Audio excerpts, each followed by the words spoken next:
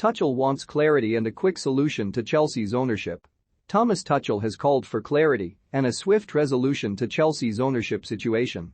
There were further developments on Thursday which marked the deadline for improved and final offers from the three parties wanting to buy the club from Roman Abramovich. It came as the consortium led by the Ricketts family withdrew from the process. Meanwhile, Chelsea director Eugene Tenenbaum, viewed as Abramovich's right-hand man, has now also been sanctioned by the UK government along with the outgoing Blues owner. Tuchel said, "We read it yesterday about Tenenbaum. I saw it yesterday in the news, and there was not much more about it also for us. I don't know the implications and what it means actually for the club right now. I was just with the team and the staff here yesterday and we heard it, and right now I think it is not a further distraction, it is just one more of the same kind, and we still hope things will calm down and be sorted out in the process with the government." Asked if it received any updates on the bidding process, Tuchel said, "No, to be very honest, no. It's still a process, and I heard, the talks are still ongoing with the government, and I'm still not involved, which I'm glad about, I have to say, as we have a lot to focus on here, and that's where our focus goes to. We hope things will be sorted out as soon as possible to have clarity, but I can understand that it's not that easy." The three parties interested in buying Chelsea are Steve Pagliuca and Larry Tenenbaum, Todd Boehly and Jonathan Goldstein, and Sir Martin Broughton and Lord Sebastian Coe. Cubs owners Tom and Laura Ricketts had partnered with U.S. billionaires Ken Griffin and Dan Gilbert on a cash-only bid to buy the Blues. Final bids were due to be submitted to New York merchant bank the Rain Group on Thursday, but the Ricketts-led group has now withdrawn its candidacy. The Ricketts-Griffin-Gilbert group has decided, after careful consideration, not to submit a final bid for Chelsea FC, read a Ricketts family statement. In the process of finalizing the proposal, it became increasingly clear that certain issues could not be addressed, given the unusual dynamics around the sales process. "We have great admiration for Chelsea and its fans and we wish the new owners well. There are understood to be no issues from Downing Street, who would be willing to hand over the reins to any of the parties tussling for control at Stamford Bridge. As a result, each of the proposals now have a serious shot at snapping up the club. Billionaires have joined forces with others enjoying similar riches to piece together staggering packages, and soon, it will be decision time." On the pitch, Chelsea will look to make it 3 wins on the bounce when they take on Crystal Palace in the semi-finals of the FA Cup on Sunday. Todd Boehly, an American billionaire, Todd Boehly is potentially a prime candidate to take over at Chelsea. He is the owner of Eldridge, an investment company, and also the co-owner of the La Dodgers, and this sporting background may stand him in good stead. Boehly is the part owner of WNBA team the Los Angeles Sparks and saw a £2.2 billion bid to buy Chelsea rejected by Abramovich in 2019. He is keen to expand his sports portfolio and recently withdrew from talks to buy football team Washington Spirit. He is also backed by big finances. Clearlake Capital are involved in the bid and hold £45 billion in assets.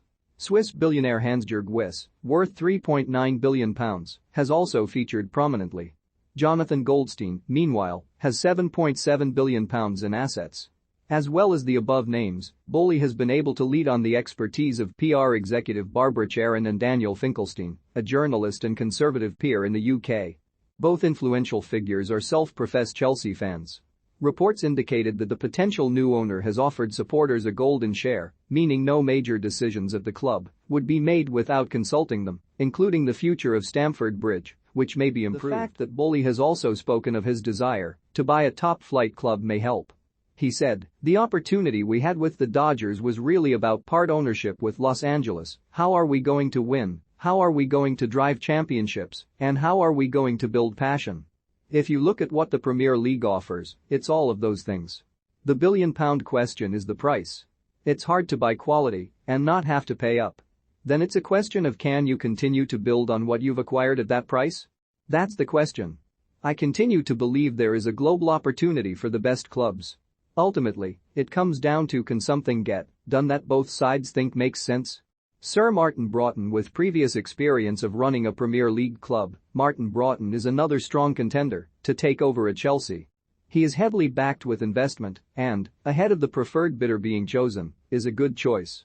Josh Harris and David Blitzer, who co-own Crystal Palace and the Philadelphia 76ers in the NBA, are on board, while major U.S. financier Michael Klein is also involved. The consortium have pledged to keep Chelsea at the top of world football. In addition, Lord Coe, another Blues supporter and the president of World Athletics, is working with Broughton and is another valuable face in their proposals. Broughton helped broker the sale of Liverpool to Fenway Sports Group in 2010 and, during the process, acted as the club's chairman.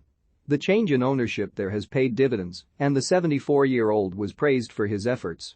This bid has also placed an emphasis on the fanbase being heavily involved with the decision-making at the club, including the development of their ground.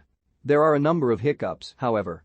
Harrison Blitzer's investment in Palace has caused an issue, with Premier League rules stating that a person cannot acquire a significant interest, namely 10% of more, if they already partly own another club. They are able to sell their stakes or resign from the board at Selhurst Park, and both scenarios would help to smoothly facilitate the takeover at Chelsea. The duo have also splashed out on investments using their sports and entertainment company, including NHL side the New Jersey Devils. Broughton pledged to prevent Chelsea from suffering from geopolitical changes.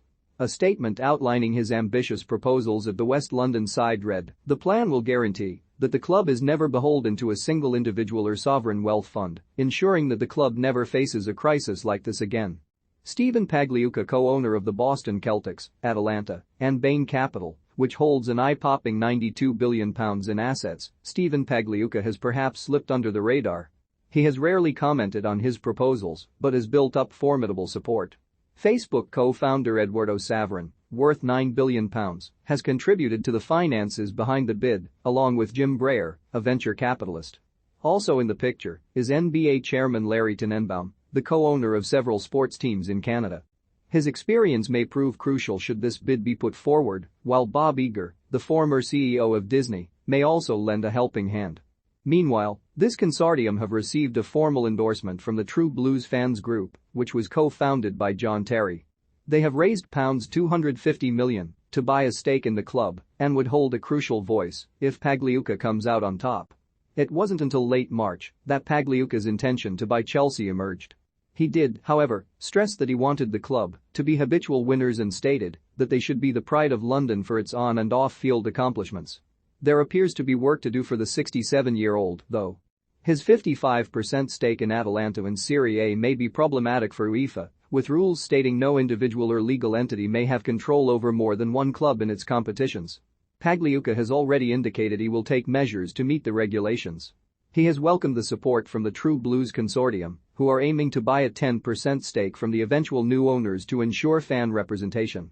"We are thrilled to have such an accomplished group of individuals who are committed to the long-term interests of Chelsea Football Club," Pagliuca said. "We appreciate this opportunity and would be honored to create an exciting future for this great football club."